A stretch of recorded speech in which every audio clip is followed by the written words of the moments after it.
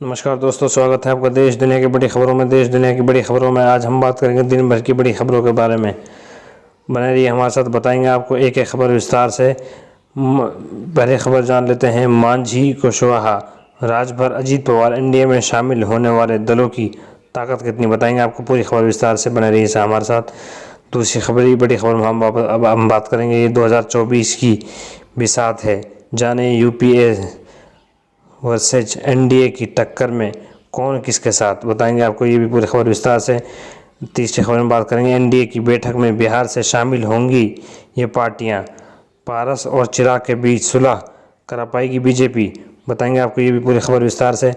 चौथी खबर में हम आपको बताएंगे। पहले मांझी अब राजभर, 2024 से पहले दलित ओबीसी वोट बैंक साथ पाएगी बीजेपी, ये पूरी खबर बताएंगे आपको। बने रहिए हमारे साथ विस्तार से। चलते जान लेते हैं एक एक खबर विस्तार से। बीजेपी के नेतृत्व वाले राष्ट्रीय जनतांत्रिक गठबंधन की बैठक होनी है।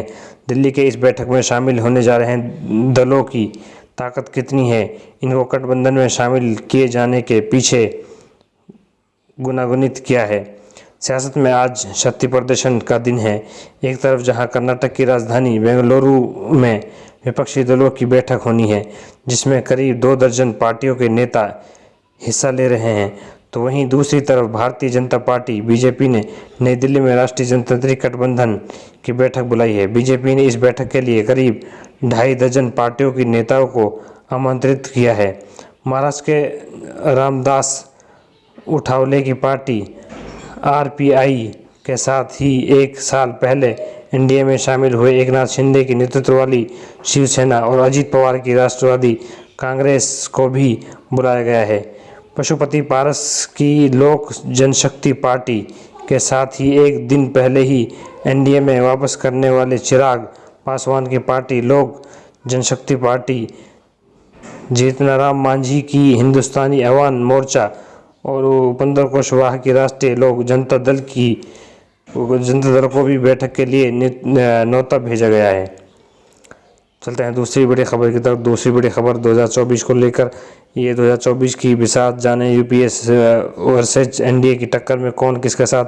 राजनीतिक घटनाक्रम के लिहाज से आज का दिन काफ़ी अहम है। दरअसल एक और जहां बेंगलुरु में यूपीए दल शक्ति प्रदर्शन करे, तो वहीं दिल्ली में एनडीए दल भी एकजुट होकर अपनी ताकत का प्रमाण देगी। इस दौरान दोनों ही गठबंधन लोकसभा चुनाव को लेकर एक दूसरे के खिलाफ रणनीति तैयार करेंगे।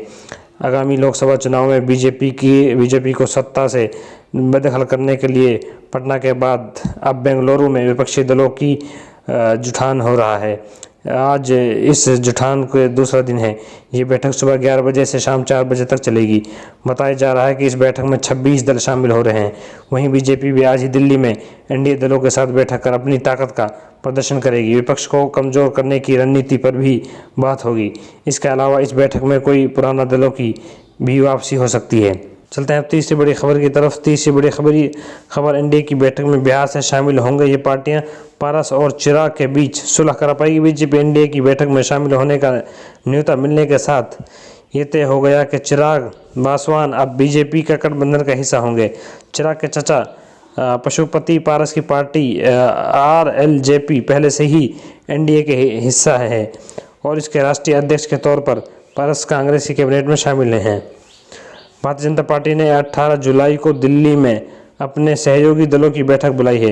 एनडीए की इस मीटिंग में शामिल होने के लिए बिहार से आने वाले न्याय स्थानीयों को भी न्योता भेजा गया है। 2024 के बिहार के विधानसभा चुनाव के बाद चिराग पासवान पहली बार एनडीए की बैठक में शामिल होंगे।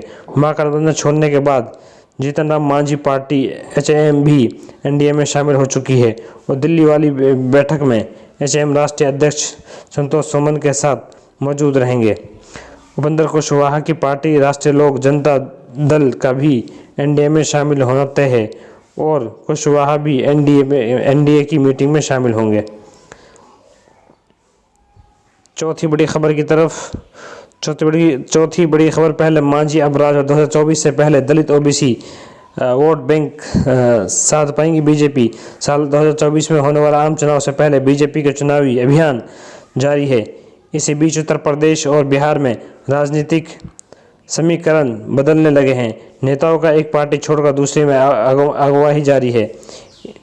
इससे जहां पहले बीजेपी कमज़ोर साबित हो रही थी वहीं उसे बढ़त मिल सकती है। 2024 के आम चुनाव की तारीख जैसे जैसे नज़दीक आ रही है, भारतीय राजनीतिक पार्टियों की समीकरणों में भी तेज़ी से बदलाव हो रहा है।